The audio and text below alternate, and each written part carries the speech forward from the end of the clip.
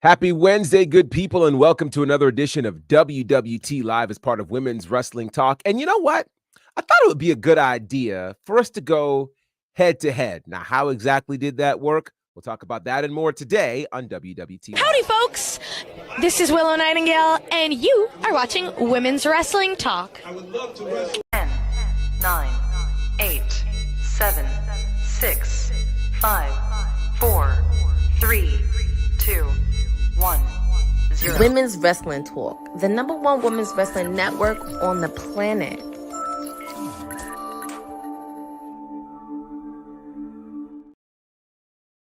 Happy Wednesday to all my good people. Welcome to WWT Live as part of Women's Wrestling Talk, the number one women's wrestling network on the planet. I am Gerard Bonner, GB, the Professor, Teflon G, whatever you feel like calling me. I don't know that I'm all that important today because what we're about to talk about is going to be fun, all kinds of fun. And thankfully, I am not alone. I've got a full house of absolutely incredible people, and something tells me somebody's going to be mad, but not on our team. We don't get mad about this, but so be it. We'll deal with it. Let's see. Where shall we start? Let's start with the newest member of our team, who I believe was at Bad Blood. There's some funny stories to tell about that. Dion is in the building. How are you, kind sir? Yes, I was at Bad Blood. Finally did laundry after Saturday. But yeah, super dope to be here, man. A lot of things going on. Yeah, let's do it. Plenty to talk about for sure. And then, of course, well, it's Wednesday, but she actually has the night off because of her friends over in the land of the elite. Courtney is in the building. Courtney, how are you? Hello. Yes, I do have the night off, but I do have a special watch along I am doing tonight because I watched NXT last night. I'm devoting tonight to watch Title Tuesday. But yes, I am, because there was head-to-head last night, but I'm doing a special watch-along to get my whole reaction on Title Tuesday. So you're still doing it tonight? Okay. Yes, I am. How cool is that? We're going to talk about that. That's fun. Then we've got an elected official in the building. Y'all know who he is. The councilman's in the building. Councilman, how are you, sir? I'm so great watching people from AEW not watch their stuff to come watch. See? We are going there because you wait till you hear what I have to tell you. That was excellent. Yeah, that and she joined us on the watch along. I was like, sure did. Yeah. Oh God, take that. Oh man, that's fantastic. And of course, we know where this one was last night. She is the purveyor of all things honeypot predictions. Wrestling with Honey's in the building. How are you? I am phenomenal, guys. I'm doing great. Happy to be here. Happy Wednesday. Good to see my team. Let's get it. Absolutely. And pleasant good day to everyone in the chat. T-Hawk, Pachu. I just love that name. I think that's the coolest. Easy Knot is here. Cousin Ron is here. MDB is here. Good to see you all. All right, so let's start. We know there was a head-to-head last night, and we'll start with some of what happened over on the CW on NXT. And there was a lot to talk about. Perhaps one of the most noteworthy items and newsworthy items was the North American Championship match between Obafemi and the Don of NXT, Tony D'Angelo. This was, quite frankly, I think a crazy match. And some could argue even match of the night. Certainly was for me. With that said, we walked out with a new NXT North American champion in Tony D'Angelo. All right, let's get right to it. What are our thoughts on this, considering that Obafemi just became last week the longest reigning North American champion, and now he is champion no longer. This coincides with his very first defeat in NXT. Dion, what are you thinking about this? I mean, I'm going to steal Will's point that he made, but like, who else would we be okay with him beating? You know, even just watching that match, the roll up at the end, I was like, it wasn't a definitive victory. So that was a good one too. But he broke the record. He's the longest reigning. I think that's good enough, but it looks like he might go I don't know, main roster or make a jump to another show, because there's no one else for him to beat in NXT. So I think it may have been time. He broke the record. He's might be moving on to bigger things just within NXT too. So okay, Courtney, what did you think as you were watching this live? I gave my reaction during last night. I did not see it coming at all because I was like, did this really happen? yeah, Is this real life? Did the Don win? But I mean, I'm gonna be curious on how his reign's gonna end, but also at the same time, it does give an opportunity for Mr. Oba to take a break. But yeah, this one I did not even see coming. But they did deliver a good match. It was a lot of back and forth, a lot of bumps taken, but congratulations to the Don. And also kudos to Obafemi on a wonderful reign as NXT North American champion. Councilman, your thoughts on this one?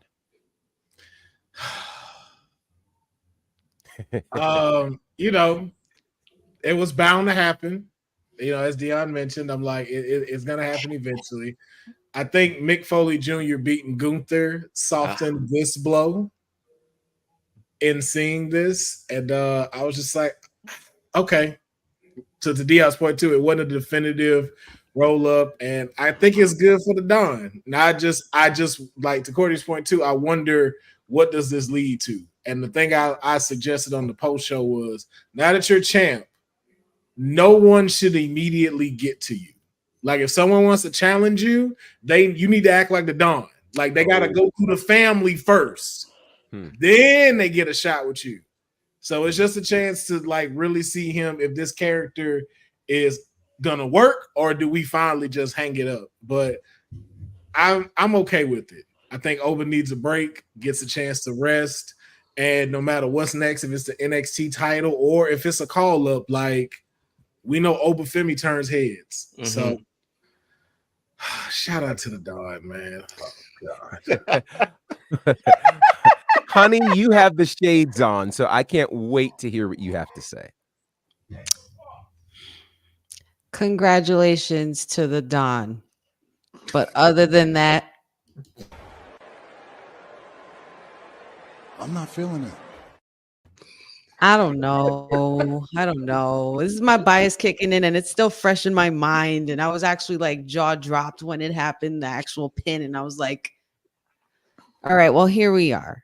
Now, I'm just curious as to where this is going to lead. Obviously, Obafemi has had quite a stellar year as North American champion. He's dominated pretty much through the whole roster, except guys like Ethan Page and Trick Williams, which are the main event players at this point. If that's the plan for Oba, then I'm fine with it. But if there's not really a direction where we're going with as far as the character of Tony D'Angelo, like as far as the Rocky stuff and all of that, like I was just not feeling that. And I'm just like, why now? To what extent what measures are you taking in order for me to truly care about this character? That's what I was pretty much left with and wondering more so what's next. But congratulations to the Don. He did it clean. He pinned him. Great. Good for him. I'm sad for Obafemi though. Very sad. Let's see what's happening over here in the chat, because let's see. MDB says Trick Williams better count his days. Obafemi is on the loose. Special Nobody says Tony D sucks. That's SUQUES. Let's see. MDB says I can't ever be too mad at someone from Chicago winning a title in WWE. Eric, good to see you. This is a tough one. I felt like the writing was on the wall based on, how they were building up Tony in terms of these, the Rocky segments, and we're going to watch him train and all of the things. I felt like there was an out when he opted not to use the whatever the weapon was that they threw in the ring. Had he lost because of that, There could have been the disbanding of the family, or there could have been this internal strife or what have you. I guess my issue with this is twofold, maybe threefold. One, I don't think it was time for Obafemi to lose the championship yet. It did not feel like the 273, 74, 75 days. It did not feel like that at all. So there's that. The second thing is, I don't feel like Tony D'Angelo is a strong enough presentation to beat the Don. I honestly felt like Wes Lee was a stronger presentation, even though he was half of his size. It was far more believable to see him win versus Tony D. The third thing is, much to Honey's point, I still don't feel any level of attachment to Tony D'Angelo. I'm more attached to all of his family members than I am to him. Here's the thing. We saw this movie with the Heritage Cup, right? With him as the champion or whatever, and it still didn't make me care. I don't know what they're gonna have to do to make me care at this point about him. But be that as it may, we'll see how long this championship run goes. I do think there's a case for perhaps a third match, maybe at Halloween Havoc. And, whatever happens there happens. Good morning, Dylan. Good to see you. We have not talked ratings yet, but we're getting there. Please don't spoil it for me. Thank you. I almost have to say that now before people do it, because people will just come in and bloom, But yeah, congratulations to the Don. Yeah. Is Oba taking a break? Is he really taking a break? Is that what they're saying? I don't know. I have not heard that he's taking a break. I'm not sure as of yet. I still think it's too early. I mean, he's still in his first year. Like, and that's a big attraction for CW too. That's a big attraction for NXT. He is. I don't see him taking a break. But we'll see. We'll see what happens. Just know when they ask you about Obafemi's reign, he was special.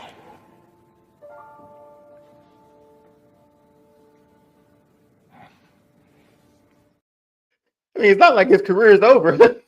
Right. I just wasn't ready for the reign to be over. I wasn't ready for the reign to be over.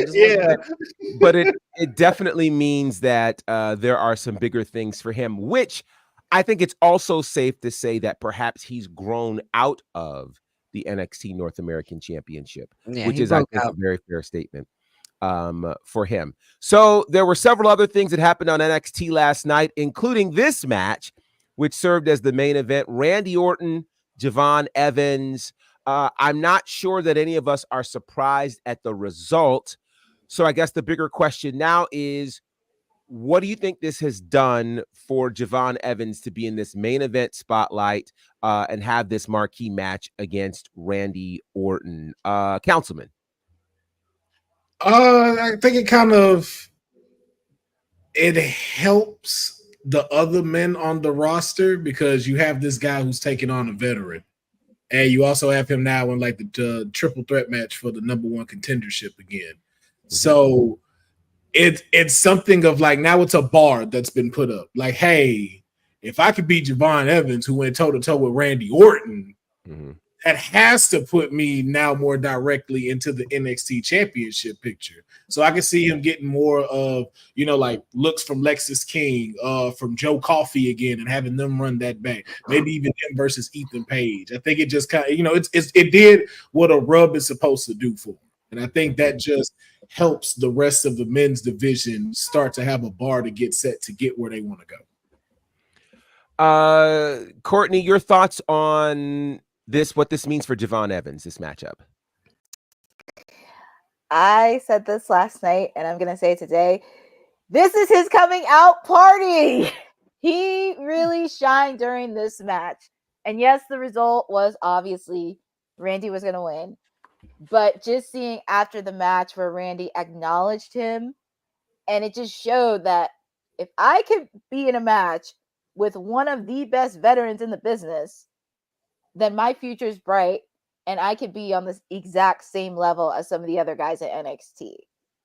because for him to be in that match, that was definitely, even though there was a little bit of hiccups during that match, he really did. But I'm very excited on where this is going to go, and also for him to continue building that momentum after that match with Randy Orton and possibly see him in the title picture. Well, it seems like a foregone conclusion he's in the title picture. If for nothing else, he's in the number one contender match next week, which I think will be good. Dion, let me ask you this. Do you feel like this match lived up to the expectation? I mean, the whole time I was watching, even when they started, I started looking at the clock. I was like, oh, we're going to have about, 10 minutes for this, or 10, 12 minutes, possibly. I think it did, because I think it was bigger than just the match. It was getting Evans over to a bigger crowd. It's bringing vets down from the main roster to NXT for those rubs on for the younger talent. Hate the ending. Didn't end in spectacular fashion, but Randy, being the pro that he is, and a more mature Randy that he is now, and better professional Randy, picks him up, RKOs him, and then you can see him saying, like, I'm sorry, but Randy giving him that, again, seal of approval, right? I think that was the biggest thing out of this match. I think that's why they're going to start bringing more NXT talent down. Granted, they were in St. Louis and then Chicago the week before, so that made sense. But for this, I think for expectations, I wanted that spectacular ending, but it was still a fun match to watch when you see like an older talent versus a kid who was 4 months old when Randy Orton won his first title. So I'll take it. That's good storytelling too. I would agree. Honey, let me ask you this question, because there's been a lot of talk about this specific venue that was used in St. Louis. What were your thoughts on the venue and seeing what they did in Chicago last week and what they've done in the Performance Center? 3 different styles of venues, 3 different sizes of venues. Which do you think is the best fit for this new era of NXT? I think it's pretty vibing. Pretty much everything that they've done so far, leading into the new network and everything with CW. As far as to say which one fits, I'm sure even WWE, NXT is even still trying to figure that out. But they're so great at being adaptable wherever they go, because they've been doing this for so long. So now, instead of just having home base as the Performance Center, they're back on the move. So it's kind of like another day in the office for a lot of them, especially veterans like Randy. But yeah, I think the crowd was very well received in all aspects. When Randy came out, when they had the big fight feel to these matches, it's just I can understand that it's really hard, to pretty much make a match fit in like 10 minutes, especially when you want it to go beyond. Because if you put Randy and Javon Evans at least in there for 30 minutes, you're gonna have one hell of a banger. But a little appetizer for the end for us, which was really, really good. It was still a fun match to watch. The audience was very, very fun in this match as well, especially after coming off of the high with everything that happened previously. But I think NXT will find their footing as to exactly which venue they would pretty much make that home base. Yeah, I think it'll be interesting to see. Personally, it's interesting. Like, obviously, when they're in spaces like the arenas and things like that, that's always really cool and it gives it a different look. These mid-size venues, I think, are special. And I think what we got last night, that particular venue was an incredible venue. And they've shown they can sell out larger venues, but I think the mid-size venue is that right size that's not too big, not too small, still keeps it intimate yet large, and really gives a different kind of energy. So I thought it was really, really cool how all of that went down. Boza is here. He says, I think this setup would be fine for TV, a regular arena for pay-per-views. NXT feels special out of the PC. I agree with most of that. I think NXT is special wherever you put it. And the fact that they've been able to make the PC work, I think has been phenomenal for them, for sure. So another great moment that happened last night, and I actually thought about you, honey. during this moment and even before this moment, where you had Trick and Jey Uso in the ring together, whoop that Trick yeet, which just is incredible. I want to ask your thoughts on this image. For those who can't see, it's an image of champions. It is the Intercontinental Champion Jey Uso, the Women's Tag Team Champions Bianca Belair and Jade Cargill, the Women's North American Champion Kalani Jordan, and the Men's NXT Champion Trick Williams. What are your thoughts on this visual alone, Courtney? The future's looking bright in NXT. It was a nice moment last night to see Jay. I mean, obviously because Raw was in St. Louis, so of course you had to see the Yeet Continental Champion there, Jay and Trick, being in the same ring and the crowd going crazy for them. Now, I don't know what's going to happen next. Maybe they could have a tag team together somewhere down the line.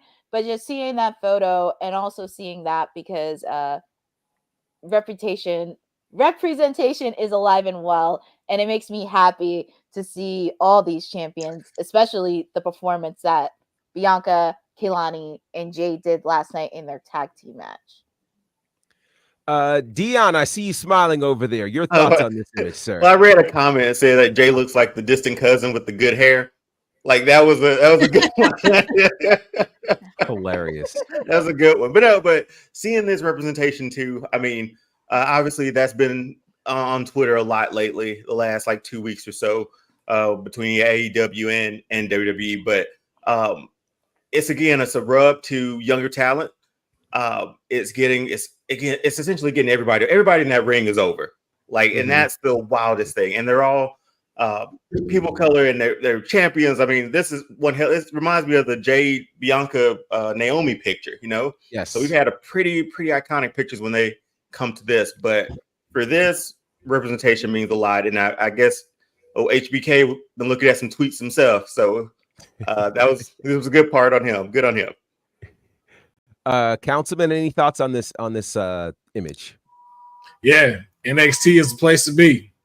And you can see everybody wants to come and get a taste, and it's just going to just keep getting better and better. And last night's showing showed all of that. Won't get into any details to mess up any stories, but yeah, man, this was great. And you know what this does too? Cookie, I don't know if we're gonna talk about it. I just hope this dispersed any of them that question that was asked to Triple H at Bad Blood about representation. If you needed an answer, this picture says it all. Yeah, I am biting my tongue because there's stuff I want to say on that. So I do too. That's what I said. Honey, do you have any thoughts on this one? I mean, it's absolutely beautiful. It's beautiful. Yeah. We love to see it. It just makes you smile. You know, it's a lot of the big time favorites are here. You know, EST. First of all, seeing Bianca Belair in NXT made me really smile because I was like, "Damn, girl, we missed you down here. There's no shade. We missed you over here." But you know, the EST is on to big, better things. Being the tag team champ with one of the biggest signings in WWE still, TKO. And then you have Jey Uso, Kehlani on the come up. I think it's absolutely refreshing, and it's definitely the vibe. If you're not a fan of NXT, you can't sit with us. Period. Well, and then there's that. I think it was a great moment, and again, all I will say is make sure you're fighting the right fight. That's the best way to say that, Gerard. Well said. Sorry. I had to. Given what almost came out, that was a great moment, and this was fantastic. So what did happen last night was a head-to-head battle for the first time since all of the media rights situations have happened involving both WWE and AEW, as we saw Title Tuesday from AEW Dynamite go head-to-head with NXT. And it is safe to say, firstly, that the head-to-head battle was only for an hour. That 9 to 10 o'clock hour is where that happened, as NXT went from 8 to 10 and AEW went from 9 to 11. Now then, someone said that the numbers don't lie. And so here are the numbers. Simply put, Dynamite pulled in a total of 329,000 viewers. NXT pulled in a total of 874,000 viewers. Woo. Courtney, I see why you can't watch it with us. They needed you, Courtney. They needed you over there, Courtney. So I have to ask this question. Normally we can hypothesize, but we have someone who has literally walked in the door waving the flag of elitism. And so I have to ask the question, on a night where they are head to head and you have the opportunity to watch Dynamite live, what is it that led you to watch NXT live and you're choosing to watch Dynamite tonight instead of live last night? It was two reasons. Two reasons. Okay. I mean, come on. Hot seat. It was two reasons. I mean, come on. Javon Evans, Randy Orton, come on. That main event alone was just like crazy. And also, there was actually some good matches on there. And plus, for me, as much as everybody likes to go back and forth, I like to be in that moment and watch like one specific event. So at least I can be like, okay.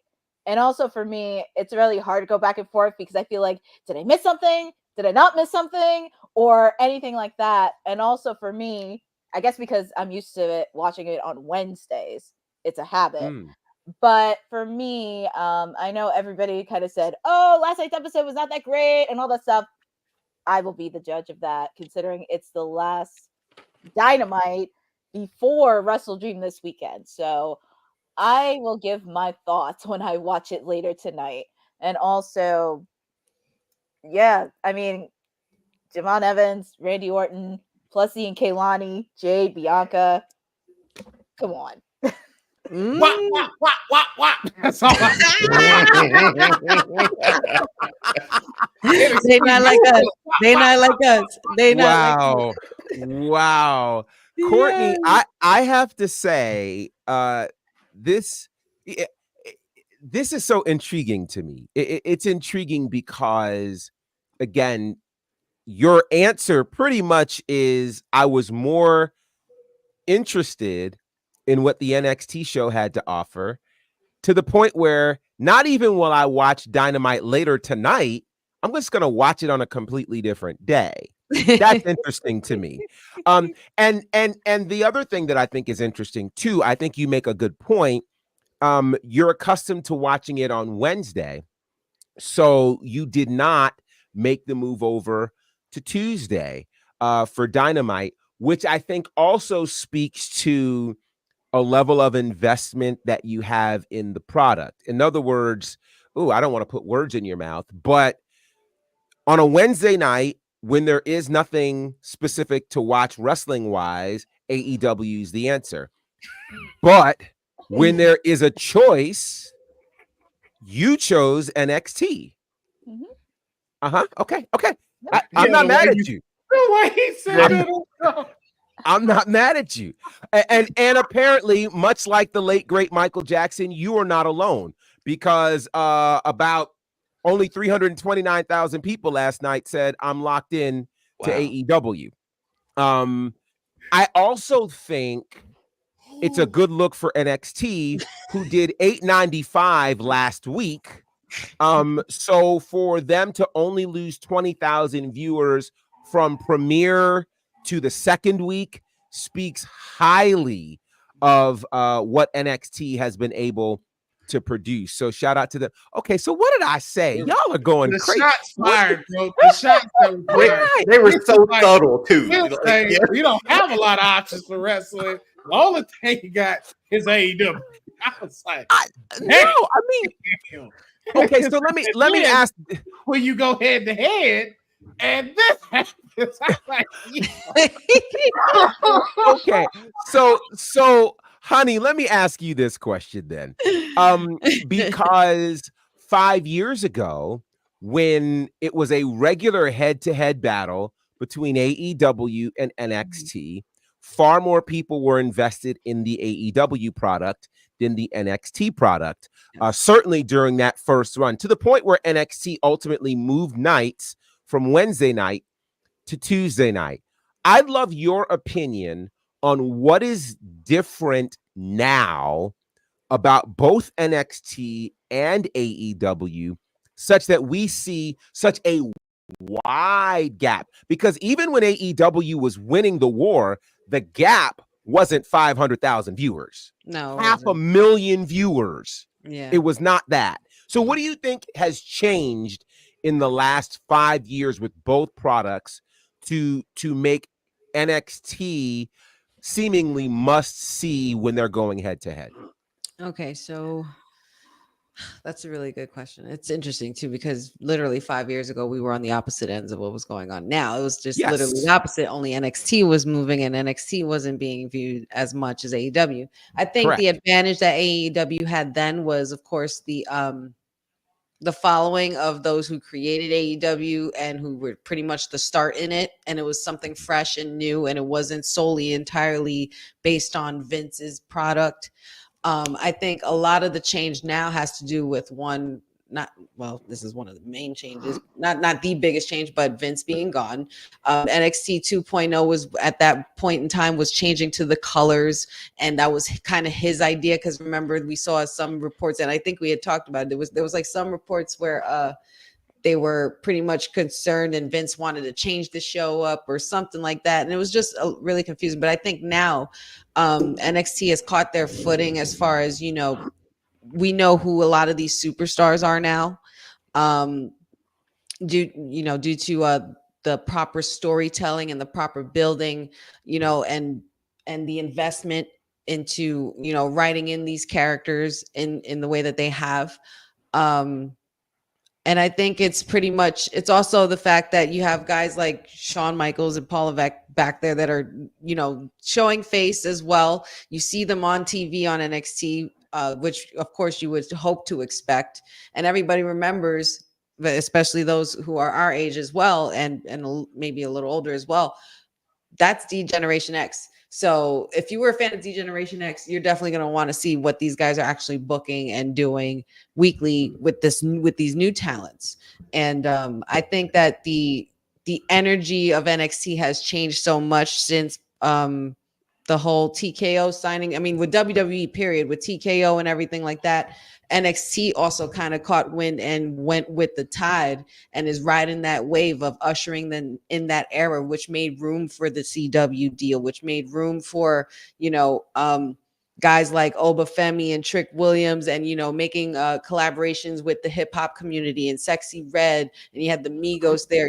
There's a lot of factors to consider as to why the tide has kind of changed in this way. And then on top of that, you're bringing in guys like, to NXT, like who we have this year. We had Undertaker, Becky Lynch, let me see, CM Punk, and Randy Orton. You have those consistent main event players that you recognize. Even John Cena, with the retirement tour, who knows if we see him jumping on the CW? There's just a constant attraction, and they've learned to pretty much catch on to exactly what the audience wants to see. And now that a lot of these NXT superstars that have grown, Roxanne, Cora Jade, even the return of Nikita Lyons, which I'm super happy about, the growth in Trick Williams, the growth in Obafemi, the growth in characters like Axiom and Nathan Frazier. They've been really, really consistent at building the right stories and just pretty much giving the audience what they want, which was more excitement. So I mean, I shout outs to them for the viewership, because that's a big difference. It is Dion, what differences do you see over the last 5 years between both products? I mean, very similar to what Honey said. That NXT 2.0 was tragic from the start. It didn't feel like NXT anymore. It felt like just another WWE show. It's back in good hands now. 5 years ago, it didn't feel that way. It felt like, what are we doing with these colors? What's up with the new set? Granted, it was time for a makeover, but that OG sort of NXT feel was what got us into it. Like last night felt like an OG sort of NXT. That's what it felt like. The dark lights around it was great, but AEW was an alternative. It was supposed to be an alternative when WWE was on the downside of things, right? Now, since WWE's made its way back up, everybody else is getting the rub. Every other superstar and show is gaining popularity or getting the rub off of that too. And I wrote this down too. The AEW deal was I know we're early in it, 150 million, right? The CW deal for NXT was 25 million for 5. I think it was like 5 40 years or something like that. 40 a okay. year. 40 a year. So I know it's too early to say, hey, it's paying off, but at the deal that they're getting now and as high as WWE is, I think that's only going to be, that's going to be a great investment. That's a bargain probably a few years from now when we look at that for WWE and NXT there. But 5 years ago, man, WWE was not what it has been the last 2 years now, a year and a half. So yeah, we wanted an alternative with AEW. We got it. We were happy about it, but not much changed from AEW. A lot changed from WWE between that 5 years. All for the better. Are you calling AEW a side chick? Is that what you said? I mean, like 50,000. They got themselves together, and we was like, "Hey, 500,000 people agreed that with." Wow. I'm not alone in this. Courtney, let me ask you this question. Given the way AEW started and how they were quote unquote winning the war, and ironically, if you'll remember the last time NXT went head to head with AEW, Tony Khan made a couple of statements. I don't think there's been any statement regarding these ratings. My question for you is, what does AEW have to do at this point to be able to become must-see television again, such that their diehard fans will increase in number and want to watch what they're doing live? What do they need to do? Number one, Tony should not make any remarks regarding WWE. Don't even make any remarks. Focus on your product. That's number one. Focus on your product and don't say anything. That's number one. Number two, they need to do well with their storylines. Most specifically, your women's division and your tag team division, because when AEW first started, that was one of the premier factors that made them great, was their tag team division. And that is really putting a blunt on it. And this is no shade against the Young Bucks, but how many teams have they faced really with legit storylines? I mean, outside of the Acclaimed and Private Party who beat them, there hasn't been any memorable storylines there. And once they start to build something, it kind of disappears. Same thing what happened with Chris Statlander and Willow Nightingale. Stokely was with Chris Statlander, and then after that, they're not together anymore. And Chris Statlander is now a babyface. So I think there needs to be a little bit stability when it comes to storylines, and also need somebody to really focus on not just the women's division, but also specifically their tag team division. And they have so many talented tag teams on that roster. And there's so much that they could build, especially when it comes to matches to Dynamite, to Collision, up into pay-per-view. Short-term storyline, yes, but just having that long-term longevity, it's really, really something. And especially, they had points. They had it with Swerve and Hangman. That was a good storyline to have.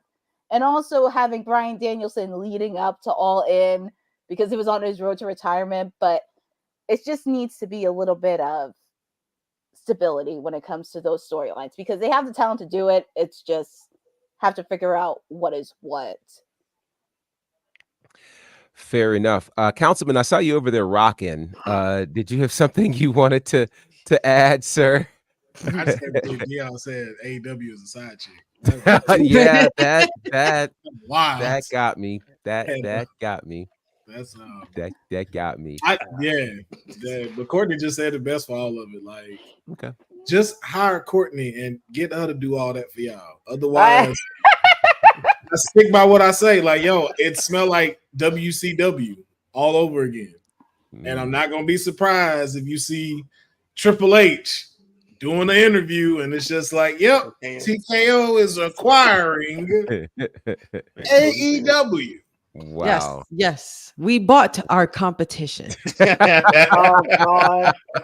2001 all over. Wow. 2001 all over again. Well, I don't want to spoil too much for you, Courtney, so I'll only mention one thing, and that is last night was supposed to be a one-on-one match to determine the number one contender for the women's championship between Britt Baker and Willow Nightingale.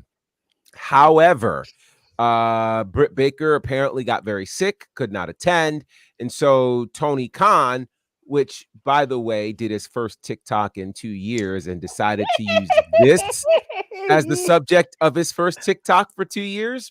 Okay.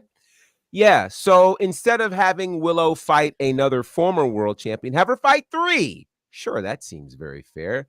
Either way, Willow Nightingale comes out as the number one contender, and she will be battling for the world championship against Mariah May. That's going to happen this Saturday. Here's the question. And Councilman, I know you're not a big AEW guy, but I'm curious to get your thoughts on this. Does Willow Nightingale walk out of Wrestle Dream as the AEW Women's World Champion? I mean, maybe. Ain't no story there. So if I know what Tony Khan, he just may just, you know what? Willow's gonna get it tonight. And that'd be it. Like, there's nothing built here. They're gonna rock, paper, scissors for it. Saturday? Rock, paper, Not scissors. rock, paper, Yes. scissors. Man. That's what it man. feels like. It's just like, you know what? Both of y'all do this. Whoever win, getting the belt. Like, ain't no story behind this. And it's just like, okay, you're going off of, which I think is still like leading to what we just talked about. Your problem is you're setting this up like sports bouts. Like, she won. Now it's Willow Nightingale versus your champion. Yeah, but where's the backstory in this? I get they're both great athletes, but you've built nothing to this. So with you asking me that, that's what this leads to. I don't care who wins. I'm not invested. Will it be a good match? Yeah. But what you asked us, I think a week ago, has continued to trickle to be the question. What do you care more about? The in-ring performance or the charisma? And as we all said, we want the charisma. There's no charisma behind this match. So I'm just like, but if I had to pick Mariah May, just because she's been doing great. Courtney, do you have any thoughts on this? Who walks out as the women's champion on Saturday? Mariah May or Willow Nightingale? I've enjoyed Willow so far this year.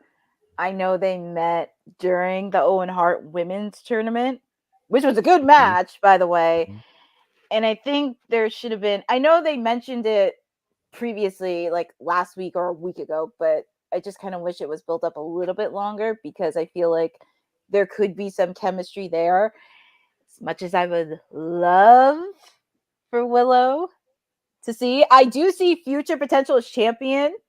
I do see her getting the belt, but not right now, because this right now it's Mariah May. So there's a prevailing thought, and I've seen it floating around in the chat as well, that and I think this was here, Mariah May has been aimless since she won the championship.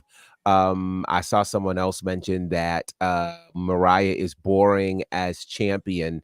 Dion, do you feel like Mariah May's reign is one that needs Willow Nightingale to become champion? I mean, at this point, and I'm co-signing a little bit for Will, it's like it felt aimless because there hasn't really been anything there. Like it just, I don't want to take up too much time, but it just feels like I don't care. And that's bad. It's a bad thing to say, is that because I love wrestling and I'm like, I want to watch this match. I want things to succeed, but you got to give me some stake in the game, man. Like I gotta have a feeling of why I want to be there. And just as a run now, it's like just been, unfortunately, just a person with a title, or no hunt, no defense, no meat on that, no meat on that bone, to say the least. All right. Honey, your thoughts? Does AEW need Willow Nightingale to win this match on Saturday?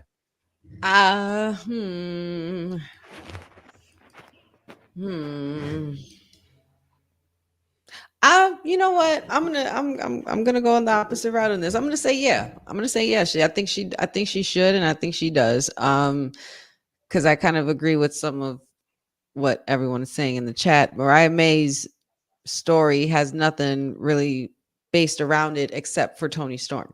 I think that was basically what her reign and her buildup was built upon. I would prefer to see Willow as a champion because she is somebody who has been a champion before. She is someone of that stature. I would consider her a main event women's player if you're going to try to fix up this division. And she's got lots of charisma. She has great in ring work, and she could talk. And she's likable.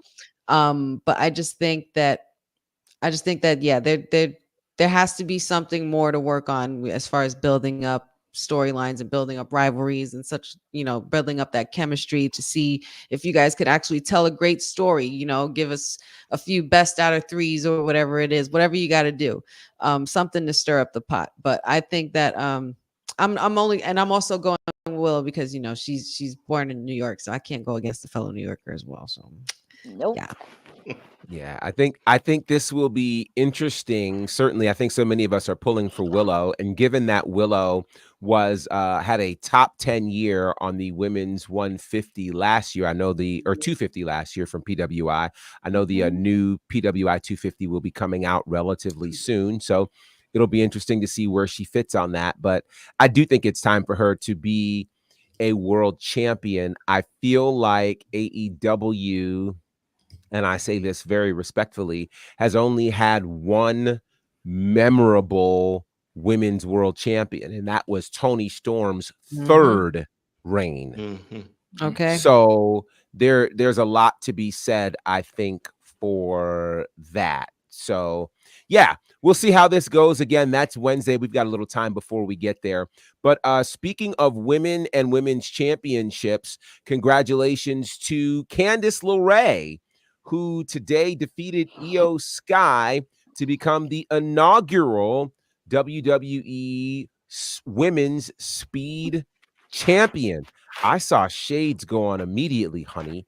So go ahead and please explain why the light has begun to shine in your locale relative to Candice LeRae and the Speed Championship. It's a robbery. Yeah, I mean, I understand. I understand Candice LeRae. I know what Candice LeRae brings to the table and all that, but we know damn well Io would wipe the floor with anybody any day. Just saying there. But I would have rather liked to see Io win. Kind of try to put, that damage control, if there even still is a damage control on the map, but it is the Speed Championship and it is on X, and I don't have X, so I just congrats to Candice. Okay. Sheesh. Councilman, your thoughts on Candice LeRae winning her first singles championship in WWE? I'm the complete opposite of Honey. Don't you put that curse belt on Io like that, especially after she just picked up that win, because we know that curse belt. This still is not. Why are we calling it a curse? Why is it curse? Because it's still not going to get Candice on television. We all know this. But wait, wait. That's not the goal. No, it's just it. What does this do? That's all I'm saying. What does this do for Candice LeRae? Gets the social media attraction. There's a lot of them wrestling fans on Twitter. I think we have to get good with a couple of things. And I'm sorry to interrupt your answer like that. No. So wait, finish your answer. No. You look like you about to say something dope. No, you look like about to say something dope. No, my thought is I think we have to get to the space, and this is what's interesting. This is where I think we as fans at times have not updated our level of expectations with where the industry has moved. So the speed champ, I've heard a lot of people when Ricochet won the speed championship, make statements like, man, I think it's completely unfair that the speed championship is not on television. And why haven't they mentioned it on TV and things of that nature? So for one, remember again, the whole concept of the speed championship is it is exclusive to X. So to keep the exclusivity, it can't be on television. That's the first part. The second part is I don't think we give enough credit to what this is designed to do. This is designed to be, first of all, a different style of match. It's a 3-minute match, and then the championship match is a 5-minute time limit. We hardly ever get a 3-minute match that goes less than 3 minutes. Like, think about this. On TV, if a match happens in 3 minutes, we say someone got squashed. Or they didn't get enough time. Yeah. But in the speed environment, the idea is, holy cow, how are y'all going to do this in 3 minutes? So there's intrigue. It's a different style of match. I think we also have to consider the amount of eyes that show up. So this match aired on X, only 7 hours ago, and it's already got nearly 400,000 views in 7 hours. Yeah, okay. Give it the whole day, give it a week or something along that line, and it will have more viewers and more eyes than what happened on Monday Night Raw this week. So I don't think we necessarily think about it in that regard. We think if they're not on TV, then they're not doing something. This is a win, I think, for Candice. And I think it's just because it's such a new title. It's only been around since April. Many of us have not had a chance to figure out, oh, wow, Dylan, wow. Here's a number that I didn't consider. More views than Dynamite. Shade. Yo. It got real bright in here. Shade. It's real bright in here. My God. Wow. Off the top rope. So it's a different, and MDB says speed is a cool concept and it's working. It is a different concept. And it's honestly a concept unlike anything we've seen anywhere in wrestling. Nobody is doing these kinds of mini quick matches. There isn't a lot of time for in-ring psychology and all of that type of thing. We got to get it in, hit it with your big shots, and try to get out in less than 3 minutes. So I think it's a different kind of space that we still have to get used to as fans. And so, in terms of what this means, I'll also say this. It's almost like I can't remember where this conversation happened. I feel like it happened here, though, where people were saying, oh, yeah, because I think somebody in the chat had said something about someone, I don't know who it was, being relegated or reduced to main event, the main event show. And again, it's like, okay, because it's not something that you consume doesn't mean that it's not relevant and it doesn't have its, audience and things of that nature. And so I want to say we as a wrestling community are going to have to get used to what the speed championship and speed division even means. I'm not sure that many of us watched the tournament that happened, but there were some pretty intriguing matches in the tournament and the like. So I just want to throw that and add that to the conversation about speed. Yeah. So my hate had nothing to do with the speed itself. Mm-hmm. Twitter tried to make me pay $14 to go live on my own thing that I've had since 2004. Fuck X. Oh my God. I don't like nothing that's put on X at all. And I'm a hate on all of it. Elon Musk, you can fall down a flight of stairs for trying to charge me to go use X. $14 so I could go live on my own platform. You are high at your mind. But you are absolutely correct in what you are saying, Professor. We do need to give it a chance. I will give this one a chance because it's on X. But if it goes to Facebook,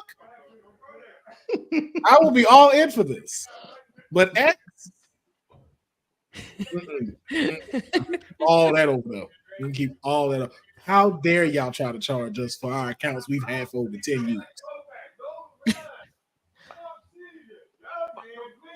Professor's froze. We'll be right back. This episode of Women's Wrestling Talk has been brought to you by All Caribbean Wrestling. Catch the wave. Go to allcaribbeanwrestling.com to check out all the latest pay-per-views or go on the YouTube page at All Caribbean Wrestling. Also, go and check out their socials on Instagram at All Caribbean Wrestling and on X at All Caribbean WR1. Hey, yo, you. Yeah, you that's watching this. You sitting on the couch staring at the screen not knowing what you want to do like this is an online college. Are you tired of wearing shirts that make you look like an extra stuck in catering? Do you want to step your wrestling swag game up to the next level? Then Women's Wrestling Talk has got you covered. Like literally. Are you for life in pink or black and white?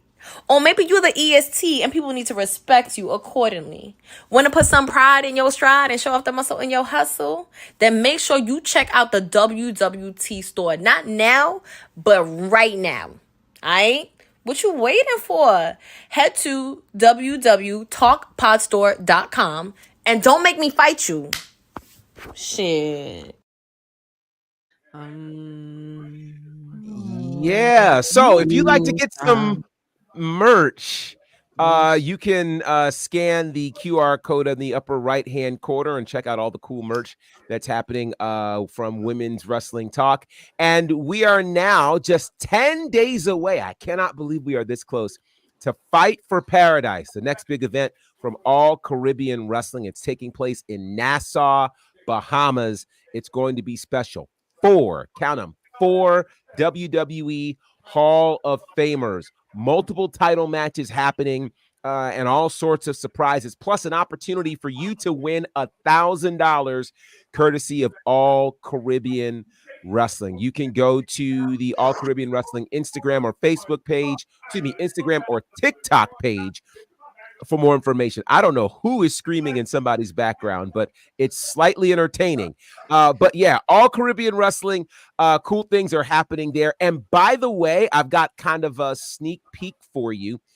If you're interested in seeing some of the action that took place at the Jam Slam show that was in Kingston, Jamaica, just a couple of weeks back, one of the matches has just hit YouTube. So you can go to the All Caribbean Wrestling YouTube page, check it out. For those who'd like to hear what it sounds like for yours truly and the boss lady doing commentary, that's your opportunity. So go check it out. Let us know what you think. But again, look out for Fight for Paradise. 10 days away, not too late for you to get there to the Bahamas. Some really, really cool things happening with All Caribbean Wrestling. All right. Now, we know that Monday Night Raw is headed to Netflix in January, and that is pretty exciting. But on top of that, what many may not realize is that several of our international friends who are watching the WWE are already watching the WWE on Netflix. They're already watching Raw. They're already watching PLEs. And from what I'm hearing in the UK, in January, when Raw moves to Netflix, over in the UK, SmackDown is moving to Netflix, and they'll be able to watch it live. Pretty much, Netflix has become the new WWE network internationally, which I think is pretty amazing. So my question to you guys is, come January, of course, when we see Raw head to Netflix, and I know there's a deal already with SmackDown on USA for the next 4 to 5 years, but is what's happening in the UK a harbinger of things to come? Could all WWE programming end up on Netflix? What do you think, Dion? That would be pretty dope if it did. I mean, that's all in one location, all streaming. If they sort of package it together like they've done Peacock with the archive and everything. I mean, I'm sure Netflix is, let's just say, everywhere. I'll say it across the globe, across the world. That's the easiest way for them to continue being that global wrestling organization, right? So I think housing it all there, because even the Fox deal felt like it went by in a flash, like in a blink of an eye. So these next few years for SmackDown on USA could fly by. And then we look up after that, they've also acquired SmackDown too. I mean, more households, man. Netflix is, I mean, in more households than USA Network, you know, and shoot, it's now I'm just thinking about possibilities because before when the network started, they finally got it right, and then they sold it to Peacock. So like right there, it felt very Netflix-like too at the time. It was great. So I think going over there, having everything there, like the WWE is just reflect the same thing in Peacock, but just a way better user interface too. So yeah, I think we might see this. Boy, that's wild to say. Netflix is going to be the home of WWE. That's wild to say. Courtney, what do you think? Do you think that SmackDown and all of the things that are happening in the UK, could that be a harbinger of things to come for the WWE? I do think this could be a really good opportunity to have everything all in locked, because everything in the one space, that would help out everybody instead of going to different channels, such as like when Raw was on USA or SmackDown was on UPN and Fox and had to figure out what time it was, and just having oh my god, are the producers' comments, but just having everything locked into one thing, it would just be beneficial. Considering Netflix is already all international, it would just be a good win. And also considering Peacock, as to point Dion, WWE Archive is all on Peacock, so everything in one spot would be a win-win for WWE. So this is interesting, besides the fact that the chat is going crazy about Netflix and whatever wrestling move they can come up with. Let me pose this question, because perhaps we're closer to this than we think. Now, SmackDown, as we know, they just signed this 5-year deal with USA, so they're going to be on there. Right now, it looks like until what year are we in? Till 2029.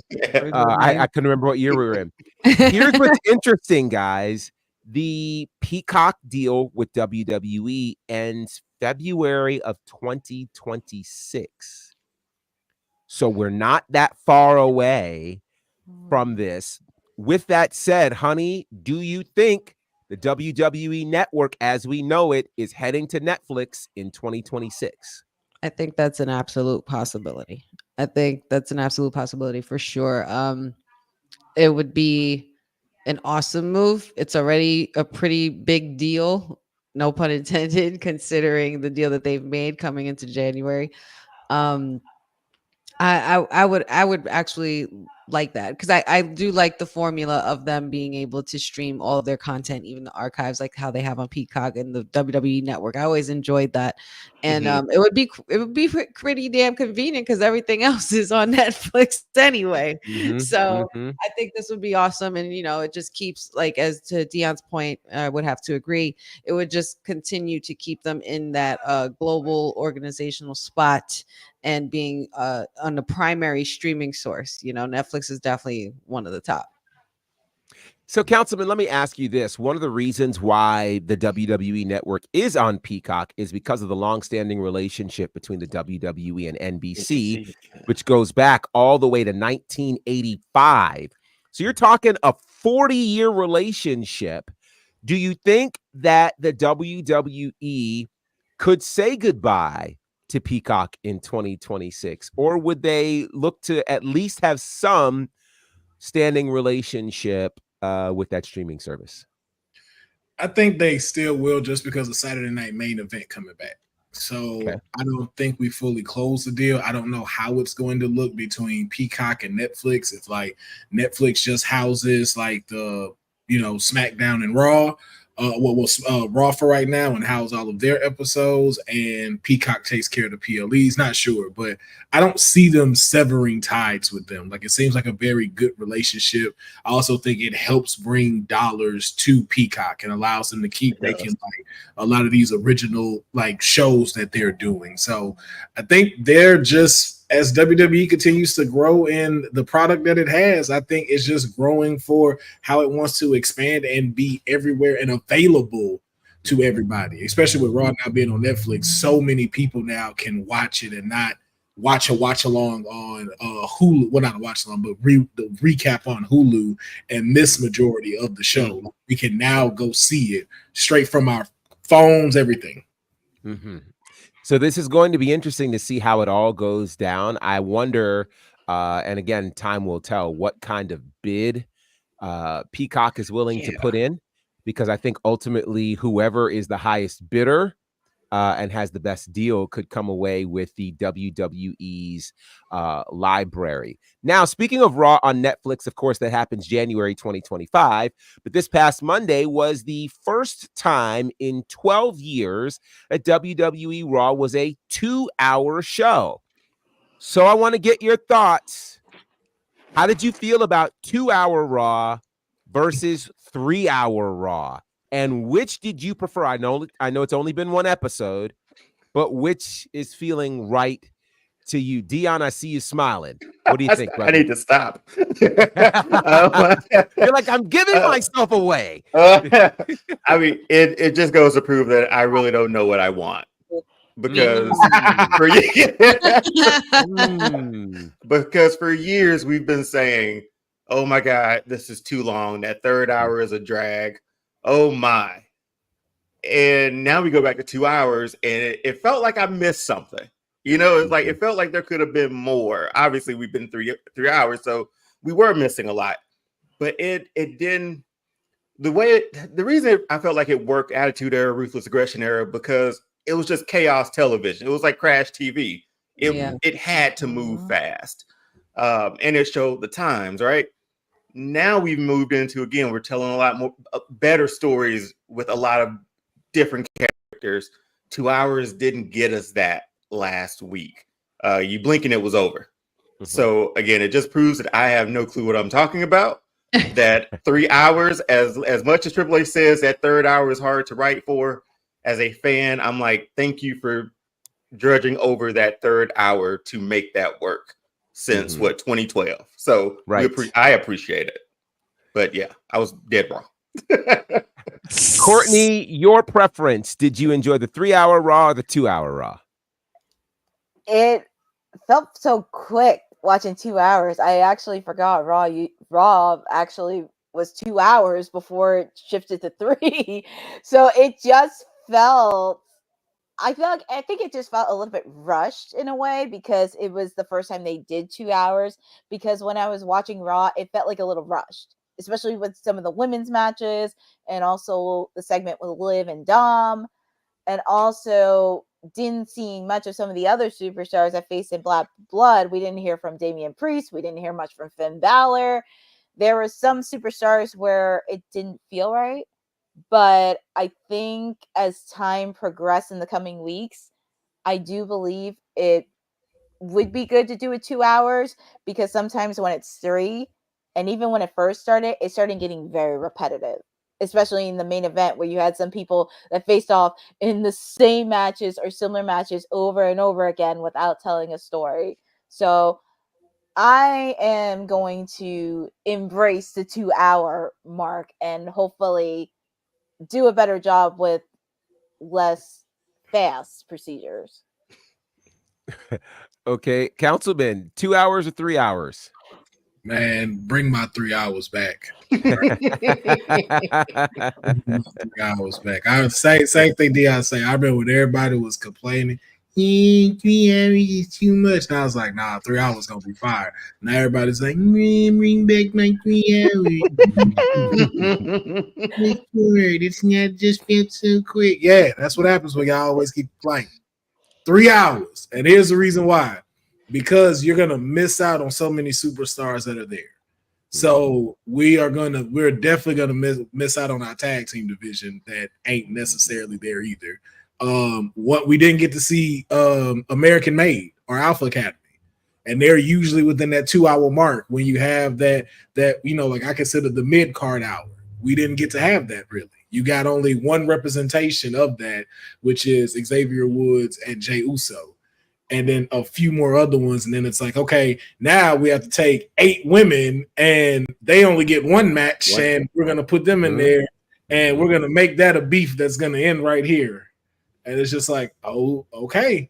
Mhm. But you need 3 hours because that's your flagship show, and y'all have been pumping out the better storyline matches outside of the bloodline or anything to do with the tribal chief. Y'all put out the best shows. So I'm like, yo, bring the 3 hours back. Keep SmackDown at 2. Don't ever do that crap again and tell us it's 3 and it wasn't. I'm better now about it. I'm better. But yeah, I prefer Raw to be 3 hours. Honey, your thoughts? I'm not gonna lie, I love my 3 hours. I got greedy and stingy and spoiled for the last few years of my life, but it's okay. There's pros and cons to it being 2 hours in any way you slice it, but I think that the biggest pro for me personally, from my perspective, is that it gives us room to kind of like not forget about superstars, but to keep things cooking and keep things as a surprise. You know what I mean? It's just, sometimes, as you said the other day, Professor, less can be more. And they would just have to pretty much figure out how to pretty much not scrunch, but pretty much put together a whole 2-hour show instead of the normal 3 hours, which they've done before because they already have the experience even with SmackDown, and it used to be 2 hours. But yeah, I prefer my 3 hours. I really do. I really, really do. These comments are all over the place. So let's read what we can. Boza prefers 2 hours. That does not surprise me. MDB says 3 hour Raw usually requires more electrolytes. Eric likes the 2 hours. Lewis likes 2 hours. Dylan says 2.5 hours. MDB says y'all didn't appreciate what we had. Jeffrey says those 2 hours went by very fast. Dylan says 3 hours is a breeze when it's done right. MDB, I'm in the minority of people who didn't like the change to 2 hours. Of course, 2 hours and chill. It felt focused, but a little short. It didn't feel rushed. It felt fast paced. Let's see. There were some technical difficulties in the 2 hours too. I thought Uncle Howdy was messing with the production. Yeah, it was a very rare moment of technical issues, and so I would love to see what comes out of that. Let's see. Jeffrey says I do like getting out at 10 than 11, and I understand that. Joe says sometimes less is more. 3 hours is a great fit when it's done right. Sometimes less is more. Just ask my ex. I didn't think you could read that. I didn't think so either. Oh, golly. I just kept going, and all 3 shows are now 2 hours across the brand. Yes, they are. And that actually makes me wonder, can you call Monday Night Raw the flagship show if all shows are now 2 hours? I think the 3 hours help to make it distinguish itself as flagship, but that's not the case. Now, what's interesting is this is supposed to happen until the end of the year. I've heard conflicting results or reports on when we go to Netflix, if it's going to be 2 hours, if it's going to be 3 hours. We'll see how it goes. But this is going to be, I think, very, very interesting as we step into what's to come. So very, very interesting times for sure. Now then, speaking of interesting times, if we love DX, as some say we did, they decided to revisit history. They, of course, during some of the high moments of Raw, as Raw really started delving into the Attitude Era, had their own State of the Union. And that State of the Union spoke to words that they would not use during certain hours and certain words that they would use during other hours. Well, they gave us a 2024 version of that for NXT. And let's just say it was very entertaining. Dion, what did you think of this State of the Union from NXT's, heads being DX? It was so good. It made me go back and watch the original right after it. But I remember, like, while I watched, I was like, I remember more of this than I should at this moment. But no, it's wild to see. Like, these are the two guys, the faces of WWE and NXT. And when we look back at that first video of them with China, you're like, these guys are gonna like talk themselves out of wrestling. You know, like they're gonna be out of it, but now they're running it. It just brought a smile to my face, man. And the fact that they played up like the I guess I'm gonna age myself, the lingo or slang of the day, or the words that they will or will not say. It was really good. It looks like everybody in WWE is having fun, and when it looks like they're having fun, that's the best for us. So I absolutely love this. Totally agree. Courtney, what did you think of the State of the Union address? I did not get a chance to watch it, but I did hear from the comments people did enjoy it. But it did because I don't want to make anybody feel old, but I was probably like about 6 or 7 when DX was first coming out. But it was nice to see the throwback video when they first started it with China, and they kind of did a picture of it. But I am going to watch it after this. Okay. Councilman, what do you think they said without saying with this State of the Union address? Because again, at the original one, during the days of Monday Night Raw, they were saying things with and without saying it. What do you think the read between the line statements were here for this State of the Union?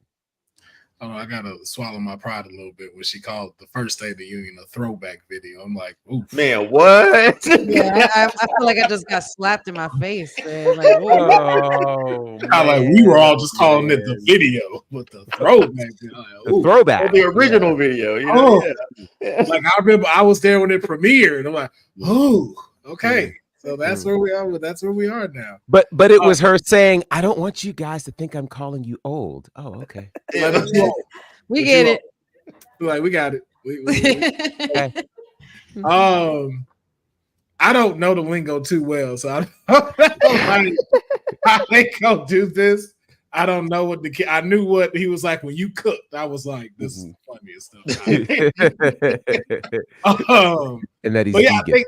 I think too, maybe not even to have to read between the lines. I think it's just really kind of like catching up with the times, like letting people know, like, yo, like, yes, this is the I want to make sure I say the generation after millennials, Z and X and Y and Q and plus sign. I know. No one of them got a little mechanical thing in there now, plus sign vision. I don't know.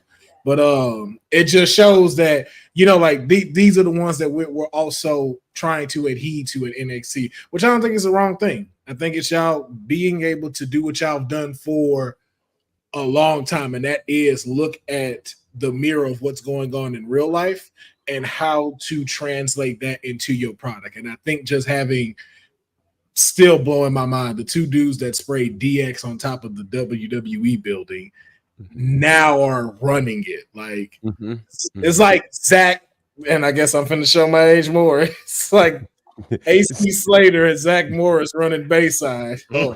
Right. I pushed back a little bit when I said that. Oh shit. Oh. That blame to you, Courtney, for this one. Woo! Oh boy, definitely got us.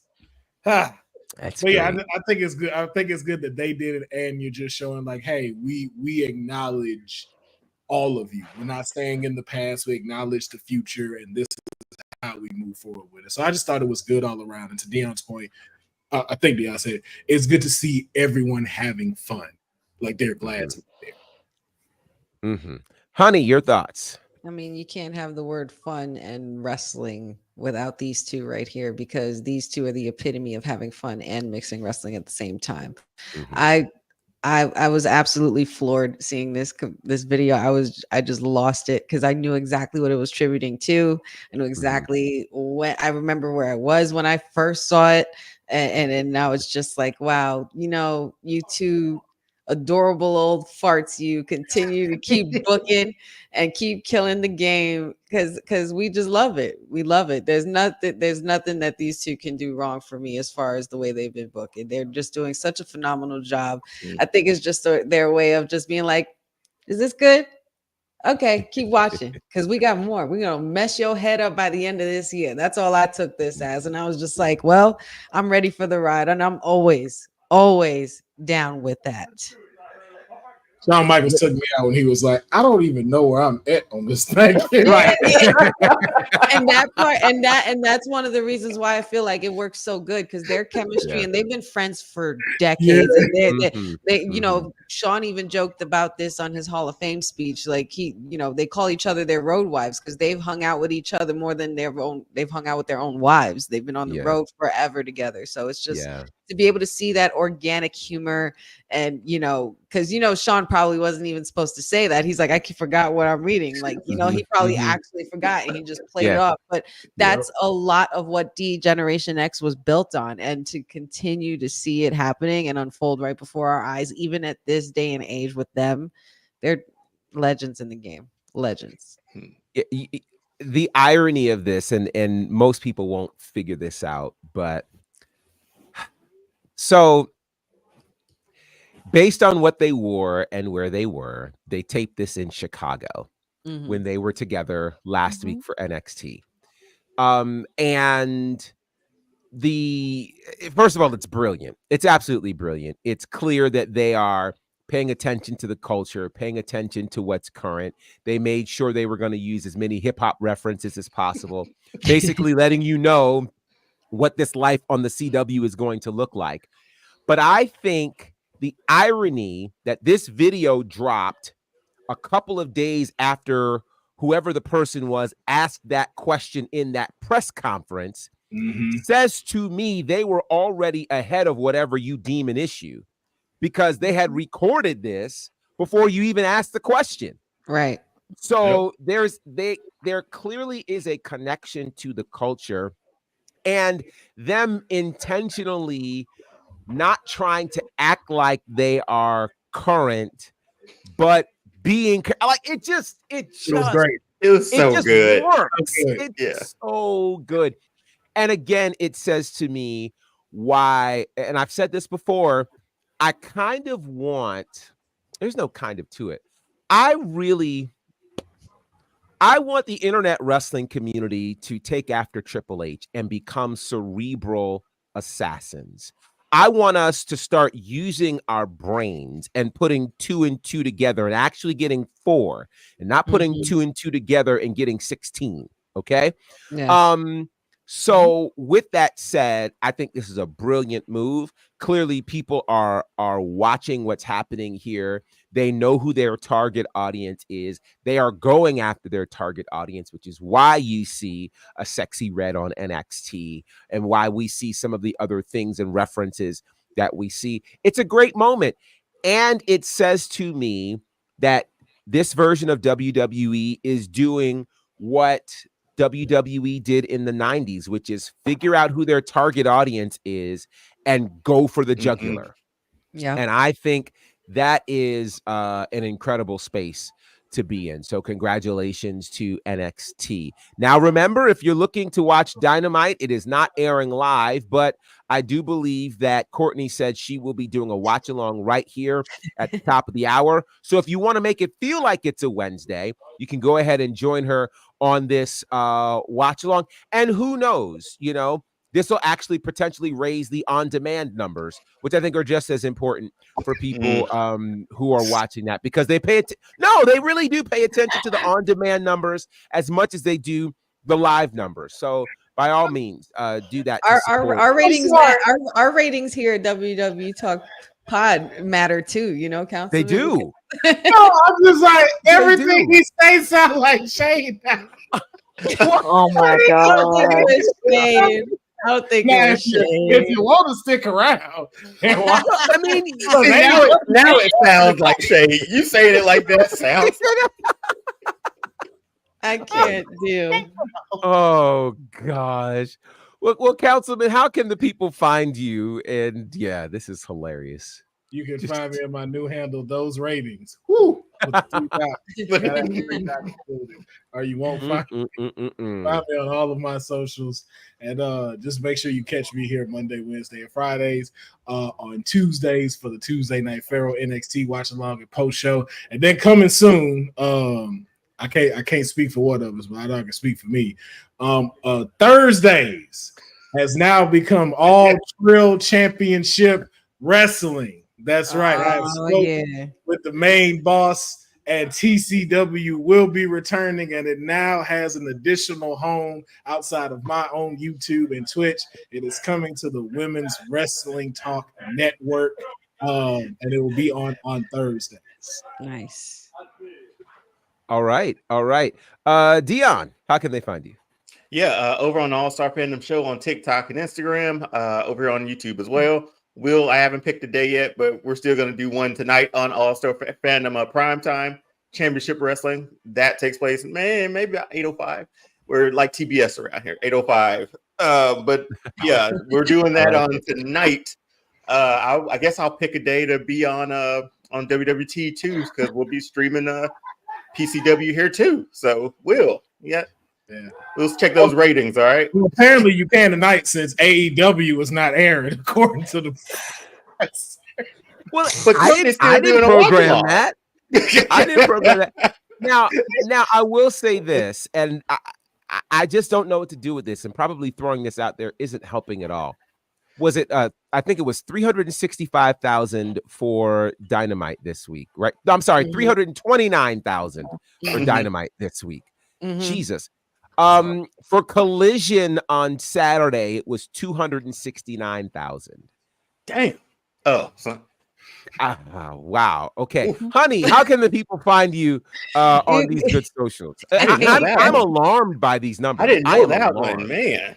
I am alarmed by these numbers. Maybe Sexy Red need to go to Dynamite. Maybe that'll get them numbers up. Oh my Lord. You know what?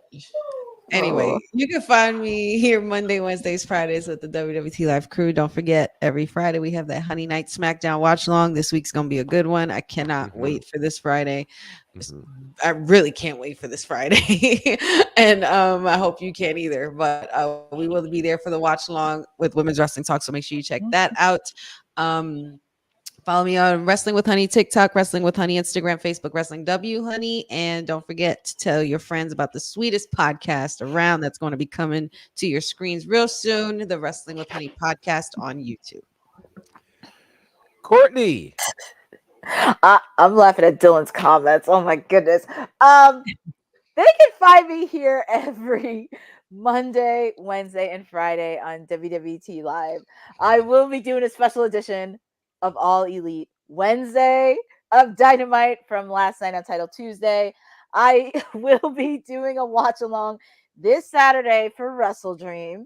I will be doing a watch along for that. So it will be in Tacoma, Washington. So that will be fun. And also feel free to follow me on Twitter and Instagram on @CourtneyNJ11, where I do have content and my latest adventures that I have in the works. Awesome sauce. Well, you guys can find me at bonnerfide. All kinds of fun things happening there on my page. We're getting ready for Southern Honors 6-year anniversary, which is this Friday. Jake the Snake will be there. Kimberly Page, one of the original Nitro girls, she will be in the house. Paul Walter Hauser will be there. It's going to be a really amazing show. So that's happening this Friday. Next week, of course, I will be in the Bahamas with All Caribbean Wrestling. The following week, I will be in Charlotte with Ashe Wrestling. And very soon, you guys will be able to check out the last Ashe Wrestling show. So stay tuned for that. And the next Ashe show is called Ashe 6. It'll feature the debut of Khan, who you guys have seen on AEW television. Again, you can go to the All Caribbean Wrestling YouTube page for some great matches that are happening there, including the first look at the Jam Slam from Kingston, Jamaica. I had to think about it, where there's a match with TK and I on commentary, so you can get a chance to check out what that chemistry is like. So be on the lookout for that. Speaking of TK, of course, this is Women's Wrestling Talk. Check us out at WWTalkPod across all of the social spaces. Check out the website, www.talkpod.com. Get your merch. Do all of the things. We have lots of shows, a watch-along everywhere you turn around. Have we finished our watch-along series for Mr. McMahon yet? No. Okay, no worries. I just didn't want to push it if we've done that already. So No, we still have the final 2 episodes. Hey, you know how the boss lady, you know how TK gets, man. You know, she's all around the world, man. You know, never she know. is. She worldwide. God bless her. know. Yeah. So let's see. All Caribbean has a hype video for the women's championship match. Yes, it's going to be a great match. Kalia Capri and Maserati. Some really great matches are happening. JTG against the Pope for the All Caribbean Wrestling Championship. Lots of cool things happening there. So be on the lookout for that. Shout out to all of you in the chat. Boza, Jeffrey, Dylan, Pachu. I like saying it that way. Cousin Ron, Special Little Nobodies, MDB, Zach. There are lots of you guys and some beautiful numbers that I'm seeing here. So thank you all, Eric and all of the team, for joining us. There's just nothing like conversation with you all. I absolutely appreciate it. Make sure you're hanging out with us here at Women's Wrestling Talk, where we are the #1 women's wrestling network on the planet. Peace. Thanks for joining WWT. Don't forget to like us on all social media platforms at WWTalkpod. Like and subscribe on all video and audio platforms, like yesterday, my G. And check out our website at www talkpod.com. Thanks for watching Women's Wrestling Talk, the #1 women's wrestling network on the planet.